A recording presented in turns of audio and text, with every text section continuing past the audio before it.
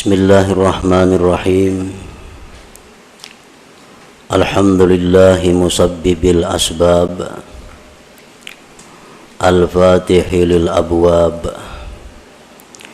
Ashhadu an la ilaha illallah wahdahu la syarika lah, al-malikul wahhab. Wa ashhadu anna sayyidana Muhammadan abduhu wa rasuluhul awwab. Allahumma salli wa sallim wa barik ala sayyidina Muhammad al-hadi ila as-sawab wa ala alihi wa sahbihi wa dhurriyyatihi wa atba'ihi ila yaumil jazaa'i wa thawab. Amma ba'du. Yang kita hormati dan kita cintai para habaib dan para alim ulama, guru-guru agama, para muhibbin, hadirin hadirat rahimakumullah. Puji dan syukur selalu kita haturkan kehadirat Allah Subhanahu wa ta'ala, yang mana dengan izin, taufik dan hidayah dan inayah daripadanya jualah kita pada saat ini dapat berkumpul di majlis yang penuh berkah ini. Salawat dan salam kita haturkan kepada junjungan kita Nabi besar Muhammad sallallahu alaihi wasallam dan kepada seluruh keluarga, para sahabat, zuriat dan pengikut beliau sampai hari pembalasan nanti. Para muhibbin rahimakumullah. Al-hikmatu tsaniyata ashar min al-hikamil ataiyah. Qala al-imam Ahmad bin Athaillah as-Sakandari rahimahullah wa nafa'ana bi ulumih. Ma nafa'al qalba syai'un mithlu uzlatin yadkhulu biha midana fikrah. Hikmah yang ke-12 daripada Al-Hikamil Athaiyah. Berkata Imam Ahmad bin Athaillah as-Sakandari rahimahullah, tidaklah memberi manfaat akan hati oleh sesuatu seperti uzlah yang masuk dia dengan uzlah itu akan midan lapangan pikir.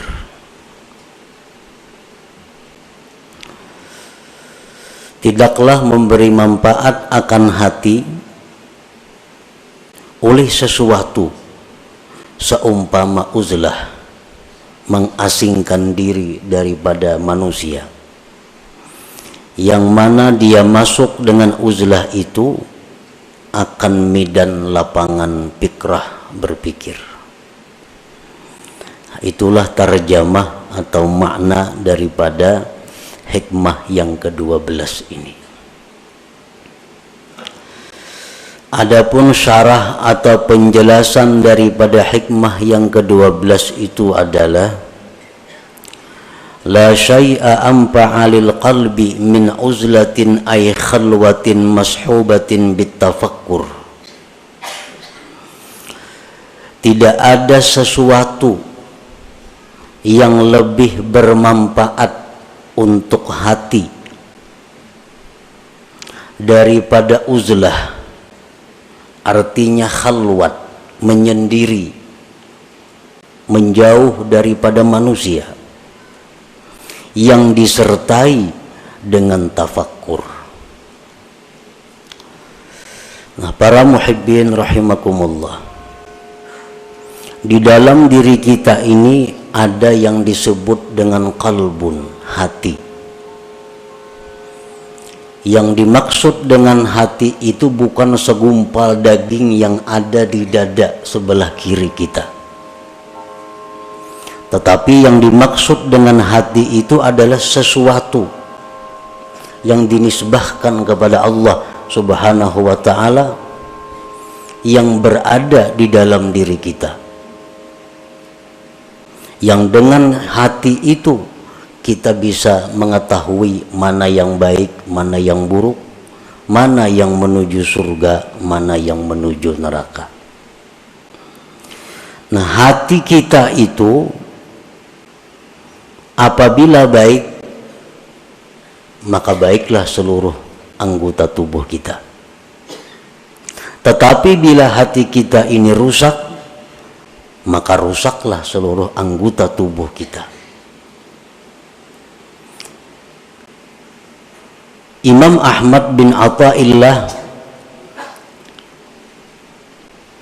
menyebutkan di dalam hikmah yang ke-12 ini adalah tentang hati yang rusak. Hati yang rusak itu adalah hati yang seringkali lupa kepada Allah. Hati yang hanya memikirkan kepentingan-kepentingan sesaat, namun melupakan akibat. Nah, ini hati yang rusak. Dan hati yang rusak inilah yang ada pada diri kebanyakan kita. Hati yang demikian yang rusak itu kalau ingin selamat maka mesti diobati.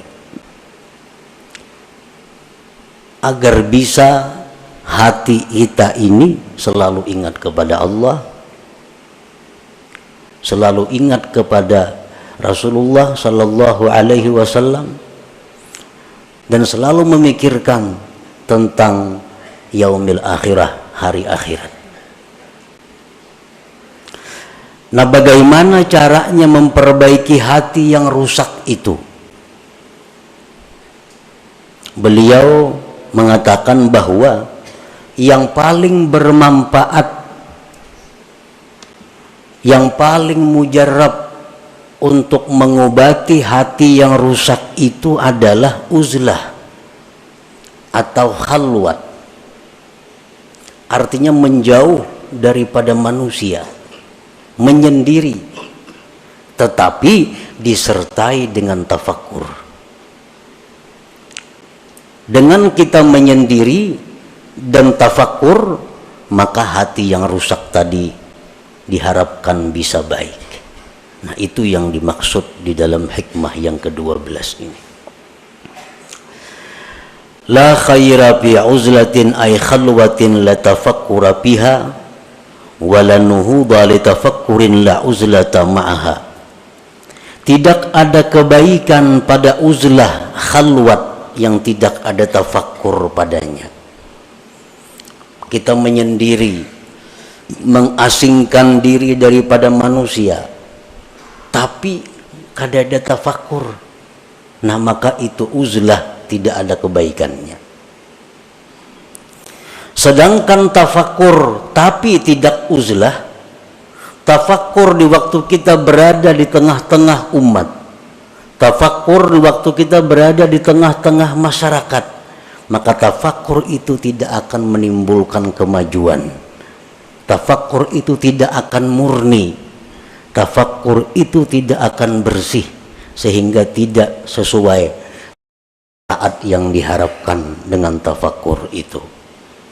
Nah, oleh karena itu pengarang tadi menyebutkan bahwa uzlah yang disertai dengan tafakkur itulah yang paling bermanfaat untuk memperbaiki hati yang rusak itu. Nah, para muhibbin rahimakumullah, qala Rasulullah sallallahu alaihi wasallam, tafakkuru sa'atin khairun min ibadati sab'ina sanah.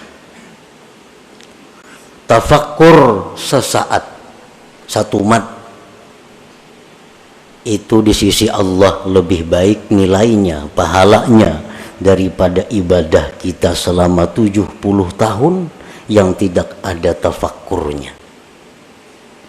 Kita beribadah, misal ibadah apa, tapi kada ada tafakkurnya 70 tahun, maka harganya lebih mahal tafakkur sesaat di sisi Allah Subhanahu wa ta'ala. Li'anna bihi yasidul abdu ila ma'rifati haqaiqil asya wa ila ta'zimillah ta'ala wa ta'zimi kulli ma yurdi. Karena dengan tafakkur itu sampailah seorang hamba kepada mengenali hakikat-hakikat sesuatu. Dengan tafakkur itu seseorang bisa mengagungkan Allah. Dengan tafakkur itu dia bisa mengagungkan tiap-tiap sesuatu yang membuat ridhanya Allah. Nah, para muhibbin rahimakumullah. Apa yang pertama tafakkur itu? Apa yang pertama mesti kita pikirkan? Yang pertama kita pikirkan adalah diri kita. Karena man arafa nafsah arafa rabbah. Barang siapa yang mengenali, mengetahui dirinya, maka dia akan mengetahui Tuhannya. Nah, jadi yang pertama kita tafakkur, yang pertama kita renungkan adalah diri kita.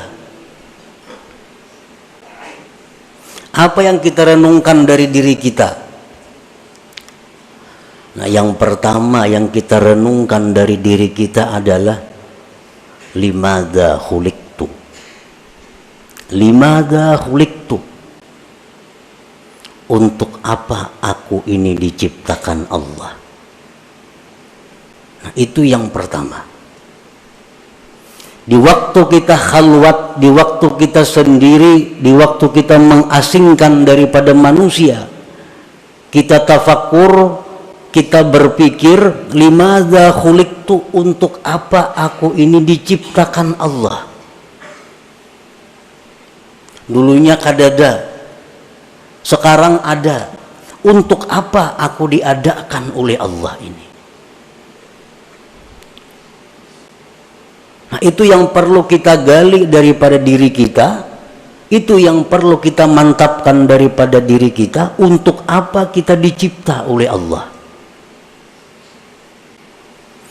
Sebahagian manusia ada yang merasa bahwa dia hidup itu untuk mengumpul harta.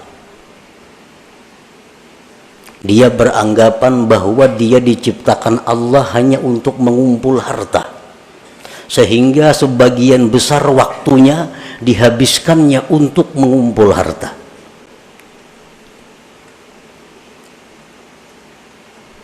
Walaupun itu dia mengakui atau dia mengingkari, tapi kenyataan fakta membuktikan bahwa sebagian besar waktu dia habiskan untuk mengumpul kekayaan.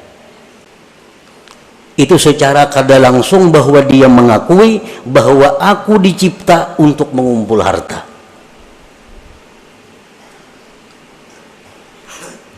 Jam 8 sampai jam 5 dihabiskan waktunya untuk berusaha mencari duit. Kena malam kauyuhan guring, bangun kena pukul 7. Nah, orang semacam ini secara isyarat bahwa dia mengatakan aku dicipta untuk mencari duit. Walaupun di mulutnya kada keluar kata-kata itu, tapi tingkah lakunya menunjukkan demikian.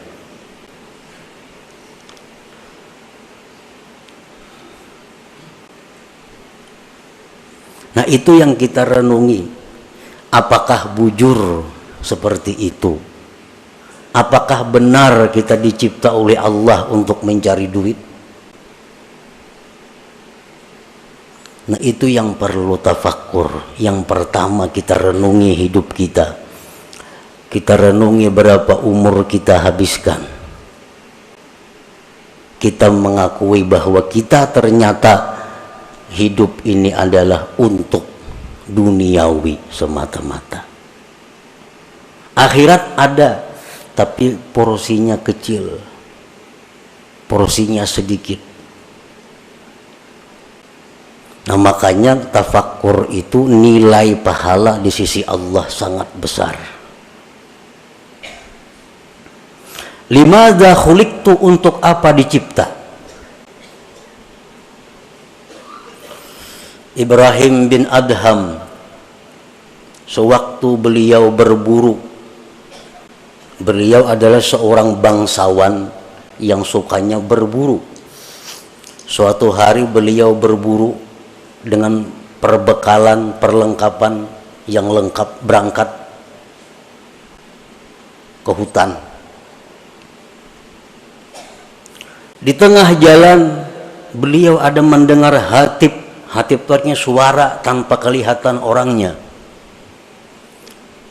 Suara itu, ya Ibrahim, alihada khuliqta.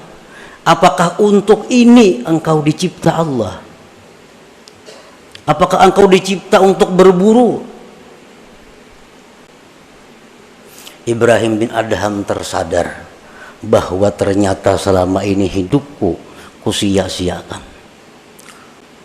Berpaling, beliau kembali dan meninggalkan seluruh yang ada, lalu mengembara ke tengah hutan belantara untuk mencari hakikat, mencari kebenaran. Nah, para muhibbin rahimakumullah, kita diciptakan oleh Allah, wa ma khalaqtul jinna wal insa illa liya'budun. Tidak kujadikan jin dan manusia itu, ujar Tuhan, melainkan untuk ibadah. Nah, untuk ibadah. Jadi kalau kita bertanya kepada diri kita, untuk apa aku diciptakan Allah? Jawabnya, untuk mengabdi kepada Allah. Nah, untuk mengabdi kepada Allah. Nah, itu bisa didapat, bisa digali dengan tafakkur.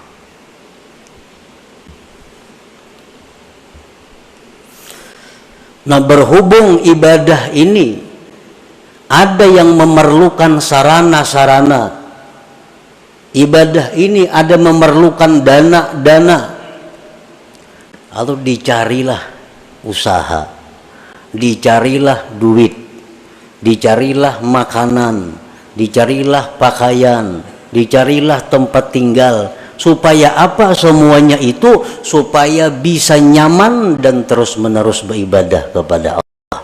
Nah, jadi orang mencari duit itu sebujurnya adalah untuk supaya beribadah. Jangan dipaling, karena mencari duit lupa ibadah. Bila tak paling ya itu.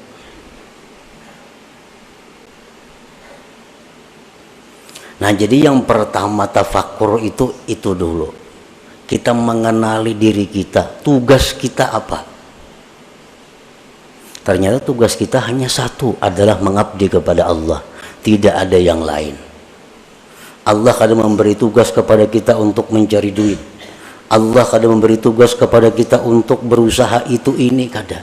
Tapi yang ditugaskan Allah kepada kita hanya adalah ibadah kepada Allah.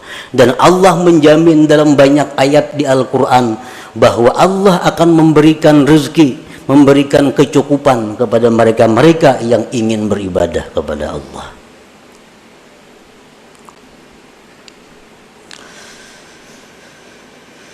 Fal uzlatu wasilatun lahu wa mu'inatun alaih. Uzlah, mengasingkan diri, itu merupakan jalan bagi tafakkur dan membantu atas tafakkur. Namun kita di tengah manusia, di tengah keributan, kita akan sulit dapat tafakkur yang murni. Tapi kalau kita di tempat yang sunyi, di tempat yang sendiri, nah itu diharapkan ada tafakkur yang bersih. Jadi menyendiri itu merupakan wasilah. Mengasingkan diri dari manusia itu merupakan membantu untuk tafakkur. Hadhihi liman laisa lahu syaikhun yurabbi. Ini uzlah bagi orang yang tidak punya guru yang membimbing dia. Wa illa, jikalau dia punya guru, pamukhalatatus syekh wa mukhalatatul ikhwanil ladzina yu'inuna anfa'u wa aslahulah. Jika dia ada punya guru, nah maka bergaul dengan guru, bergaul dengan kawan-kawannya, maka itu lebih bermanfaat dan lebih baik baginya daripada uzlah. Jadi uzlah supaya bisa tafakkur ini untuk orang-orang yang menuju jalan Allah, tidak di bawah bimbingan guru yang tertentu. Kalau orang itu ada punya guru tertentu, maka semajlis dengan guru itu lebih baik baginya. Bergaul dengan guru itu lebih baik baginya, lebih bermanfaat baginya. Nah, para muhibbin rahimakumullah. Wa'alam anna fil khalwati fawaida, ketahuilah bahwasanya pada khalwat itu banyak faidahnya. Kita mengasingkan diri, kada umpat perkumpulan-perkumpulan, kada umpat partai, kada umpat handil, kada umpat arisan, kada umpat itu banyak faidahnya. Pertama, hifzul qalbi minar riya wal mudahanah wa ghairiha minal amrad.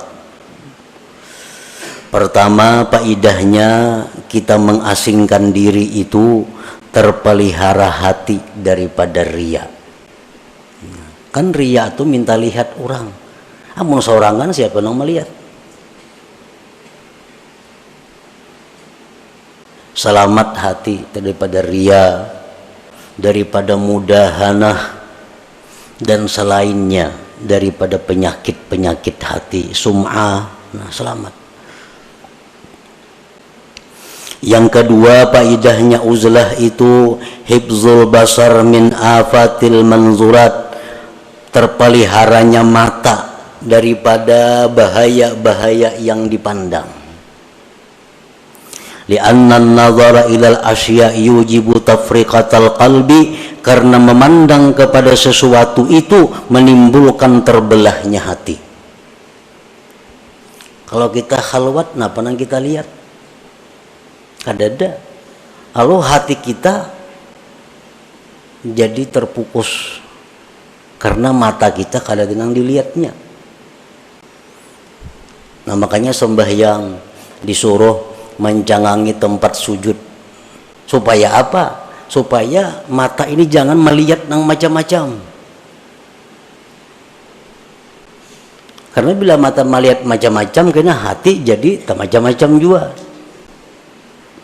Nah, dengan adanya kita khalwat, dengan adanya kita bersendiri, nah apa yang kita lihat? Nah, selamat mata.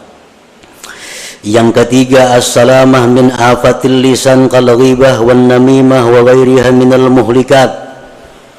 Selamat daripada penyakit atau bahayanya lisan seperti ghibah, nyambati orang, namimah, anjur atar, dan selainnya daripada yang membinasakan. Kita bakhalwat, siapa dipandiri? Kada ada yang dipandiri. Nah, selamat dulu mulut kita daripada menyambat orang, daripada menganjur atar orang.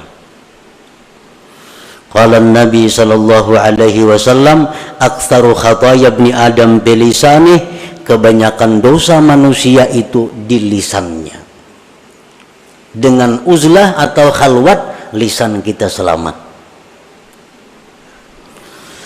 Yang keempat, keuntungannya kita menyendiri, as-salamatu min suhbatil asrar, kita selamat daripada bersahabat dengan orang-orang jahat. Orang-orang jahat ini contohnya orang-orang yang ahli riba itu orang-orang jahat, orang-orang peminum orang-orang jahat, orang-orang rentenir orang-orang jahat, orang-orang zalim orang-orang jahat, ahli zina itu orang-orang jahat. Nah, bila kita menyendiri, kita kada tagaul lawan itu. Tapi amun kita bagaul, nah bisa kemungkinan kita bersahabat dengan mereka itu. Lianna sohbatahum fasadun azim bidinih, karena bersahabat dengan orang-orang yang jahat itu kerusakan yang besar pada agama kita. Kalau kita ini akrab lawan orang penzina, itu agama kita rusak. Akrab dengan orang yang katuju riba, agama kita rusak. Akrab dengan orang zalim, agama kita rusak. Akrab dengan pejabat yang korupsi, agama kita rusak. Tanpa kita sadari, Qala ba'duhum ma fasada man fasad illa bi suhbati man fasad. Tidaklah rusak orang yang rusak itu melainkan sebab bakawan lawan nang rusak. Umumnya orang tuh rusak karena bakawan nang rusak. Nah kalau kita bauzlah, kita khalwat, kada bergabung dengan manusia, kita selamat.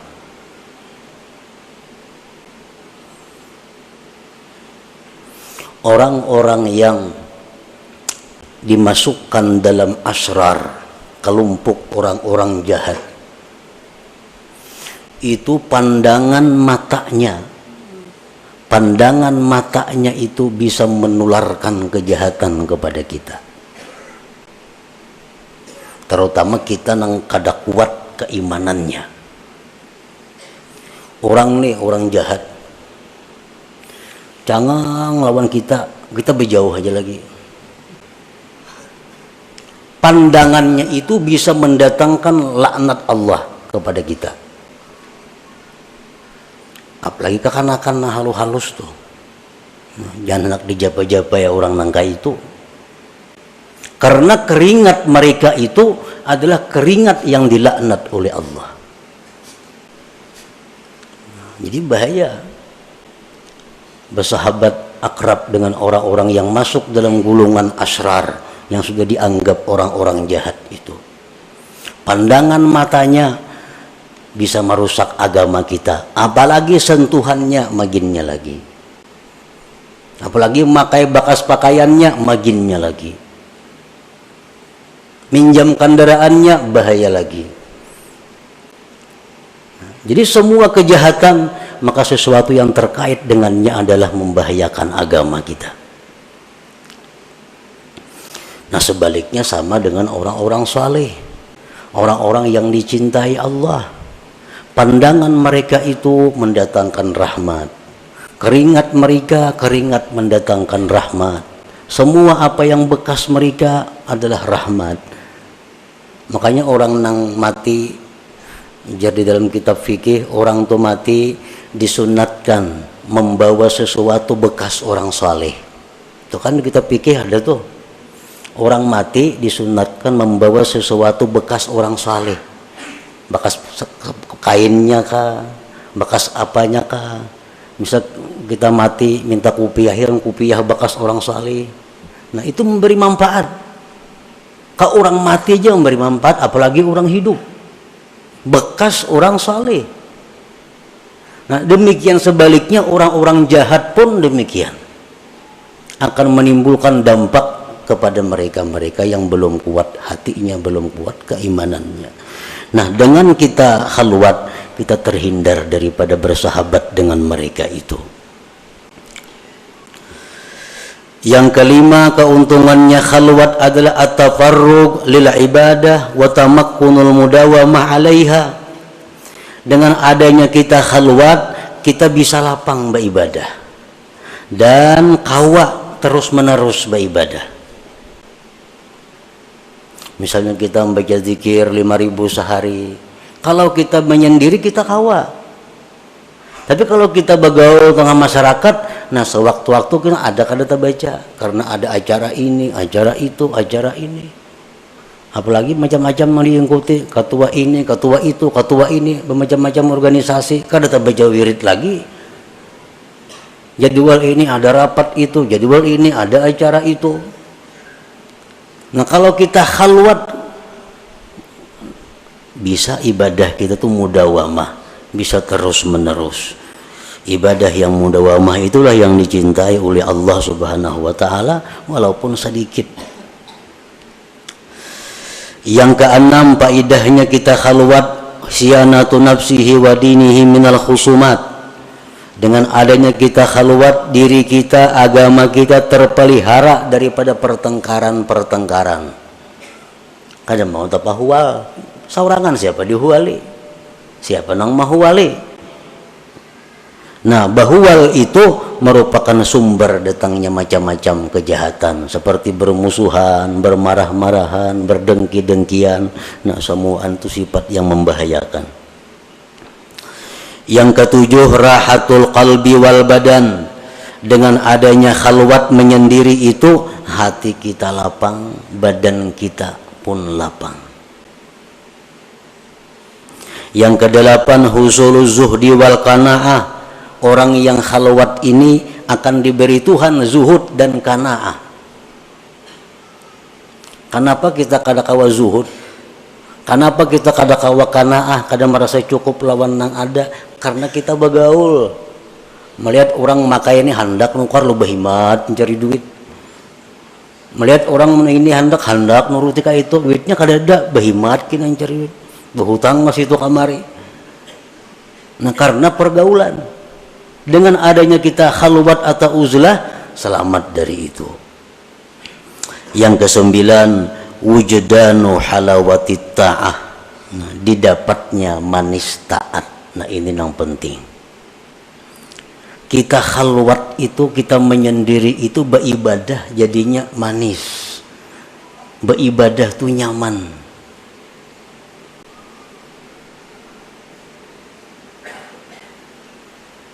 Qala Abu Talib al-Makki rahimahullah, la yakunul murid shadikan hatta yajida bil khalwah minal halawah wan nasyat wal quwwah ma la yajidu bil alaniyah.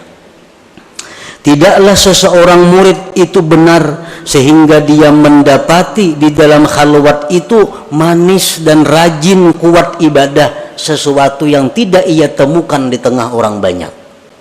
Ini menandakan kita nih bujur. Bila beribadah itu tak kuat saurangan, tak nyaman saurangan, tak manis saurangan pada di tengah orang banyak, itu menunjukkan kita bujur. Tetapi bila mana kita saurangan manguliat, kulir, di tengah orang banyak rajin, menunjukkan kita munafik ngarannya. Di tengah orang banyak, perajinnya beribadah. Bila saurangan, sajus saja kada sanggup membaca Quran. Di tengah orang banyak, 2 juz sanggup. Dalam kamar saurangan kada kawa. Nah, ini menunjukkan ada sifat munafik di dalam hati.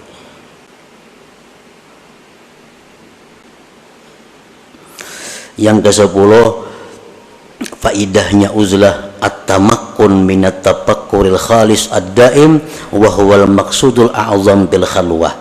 Bisa kawa tafakkur yang murni, yang terus menerus, itulah tujuan yang besar di dalam khalwat, di dalam uzlah itu. Nah, para muhibbin rahimakumullah, uzlah atau khalwat artinya menyendiri daripada orang. Dan itu kada semua orang bisa melakukannya. Menyendiri. Seseorang bertanya kepada gurunya, kaifat tarik ila tahqiqil ibadah wa tahsili halawatiha. Ujar si murid ini, wahai guru, bagaimana cara supaya bisa ibadah itu mantap dan manis? Ujar gurunya menjawab, qala syekh, la tanzur ilal khalqi wa khassatan abna'ad dunya. Kalau ikam hendak mantap beribadah, hendak manis, jangan memandang kepada makhluk, terutama orang-orang yang cinta dunia. Jangan dipandang, maiti aja jangan. Jadi jangan murid ada sanggup, wahai guru, guru di pasar begana, berdagang, macam-macam nang dihadapi kayak apa? Kenapa garang maka kada boleh memandang orang-orang yang cinta dunia itu? Ujar gurunya, fa innan nazar ilaihim zulmah. Memandang kepada orang-orang yang cinta dunia itu menimbulkan gelap di dalam hati kita. Nah, memandang aja sudah bahaya. Kada sanggup nang murid nenek. Hidupnya kada di kampung, hidupnya kada di hutan, hidupnya di tengah masyarakat dan berusaha. Nah, kalau ikam kada sanggup, ini barang pala tasma' kalamahum. Ayo kita memandang mereka, tapi jangan mendengari pembicaraan mereka. Jangan dengari perkataan-perkataan ahli dunia. Kada kau melihat TV lagi tuh, berita-berita. Kenapa garang kada kau kada boleh mendengari pembicaraan ahli dunia itu? Fa inna kalamahum kaswah. Pembicaraan orang cinta dunia itu menimbulkan keras hati kita. Kita ini menalinga orang mepandir dolar, pandir emas. Seorang bisi emas kada, dolar kada. Ini menalinga mana. Itu membuat hati kita keras.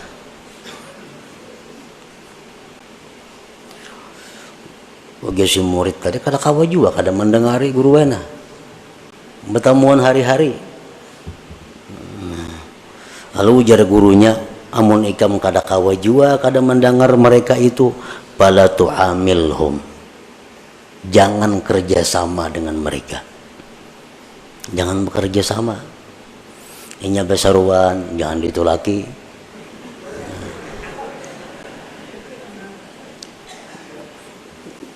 Orang-orang bakhil itu, orang-orang bakhil.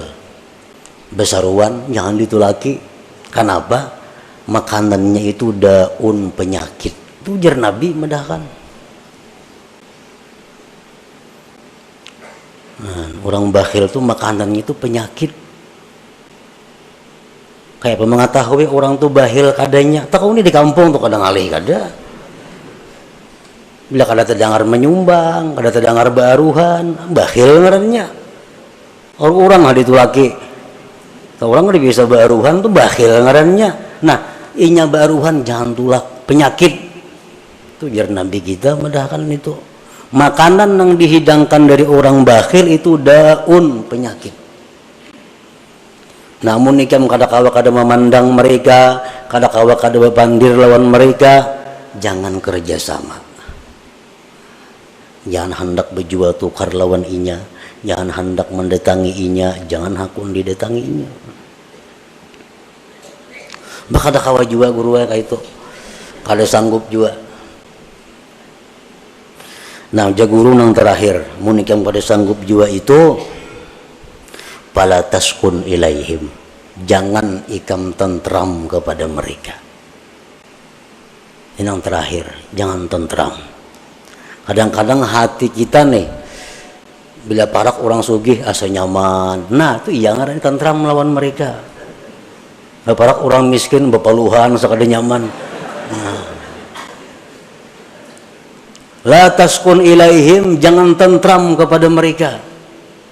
Janganlah dijadikan orang-orang cinta dunia itu penentram hati kita, jangan.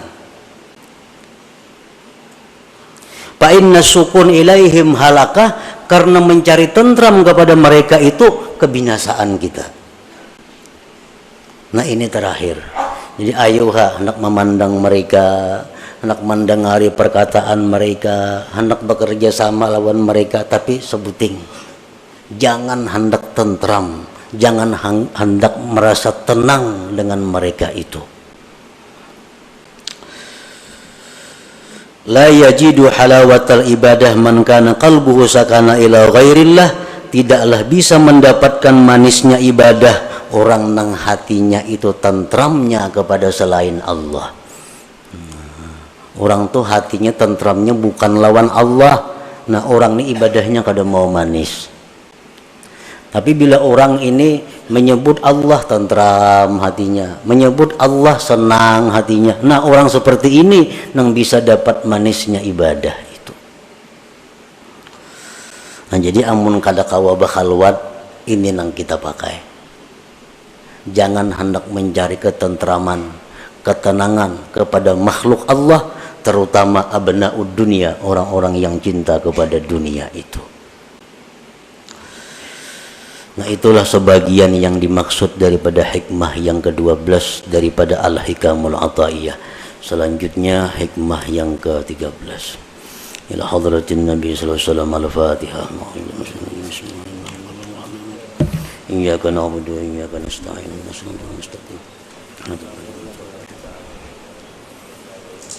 يا الله بها يا الله بها يا الله بحسن الخاتمة يا الله بها يا الله بحسن الخاتمة يا الله بها يا الله بها يا الله بحسن الخاتمة فيا أيها الرجل منه شفاعة صلوا عليه وسلموا تسليما.